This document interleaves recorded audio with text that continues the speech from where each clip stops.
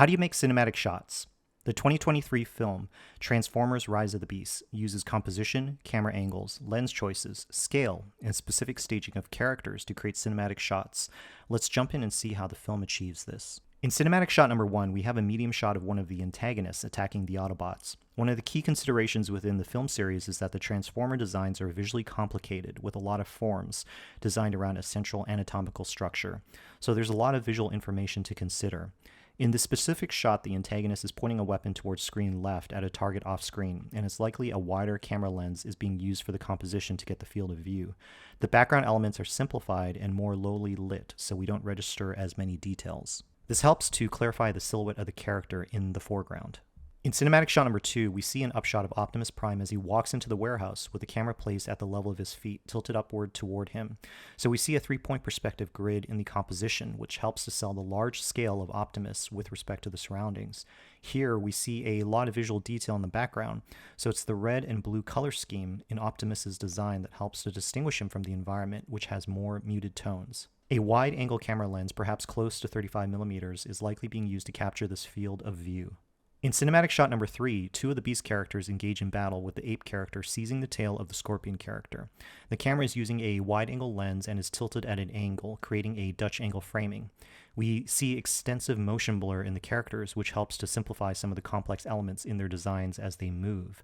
With the blur, we tend to see shapes of their silhouettes as they move quickly through the frame. The background details of the surrounding forests are largely simplified as well as masses of greens and browns.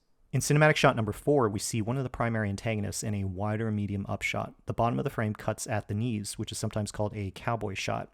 The wide-angle camera lens allows for the character to be clearly seen in the foreground with a larger field of view of the background, showing the context of the ensuing fight. The visual details of the antagonist's body is quite dense compared to the details of the background, which allows for some contrast to separate them from each other.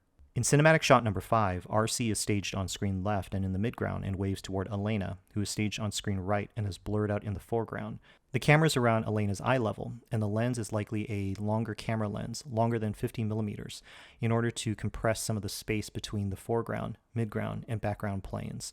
There are some perspective cues in the oil cans and structural elements in the background to suggest spatial depth. There's also a strong light source shooting down on RC, creating a strong edge light to separate RC from the background. In cinematic shot number 6, the camera is moving with the incoming missile narrowly missing RC and Wheeljack, who's in the van. There is extensive motion blur used within the composition, which may be part of the visual effects compositing work. At the same time, the motion blur helps us to feel the dynamic movement happening within the frame. The open doors in the van help to frame RC within the composition, and there's strong perspective cues in the lines in the road disappearing toward the horizon line. In cinematic shot number 7, the camera is tilted at a Dutch angle and moving with RC and Wheeljack as they launch their attack on the road. Behind them, we see elements of explosive fire and smoke that adds to the drama of the action moment. A wide-angle camera lens is likely being used to capture this field of view. There's a strong one-point perspective within the frame as seen in the lines on the road. In cinematic shot number 8, the camera is tilted in a wide-angle upshot as one of the Beast characters faces off against an antagonist. This is another Dutch angle composition, which the film frequently uses for action story beats. The complex metallic forms on the bodies of the characters contrast with the more simplified forest background shapes. Once again, our eyes read more of the shape of the character silhouettes moving through the space during fast action sequences. In cinematic shot number 9, the lead human protagonist, Noah, and his companion transformer, Mirage, walk toward the camera. The camera is placed low toward the ground and is probably using a wide-angle camera lens to capture this composition. There's a strong one-point perspective within the shot as most of the perspective cues in the background elements disappear to a point on the horizon line. Noah is placed close to the point on the horizon line, where the perspective lines intersect. In cinematic shot number 10, the camera uses a wide-angle lens to capture the action and surroundings as Bumblebee flies down to a target below. The camera is tracking behind Bumblebee, and we can see the relative distance between him and some of the antagonists flying toward him.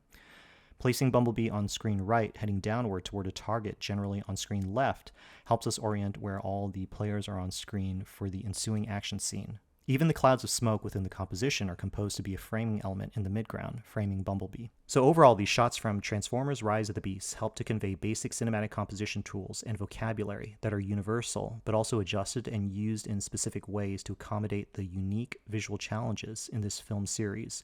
Using classic film vocabulary helps to ground the science fiction elements of Transformers into a believable world.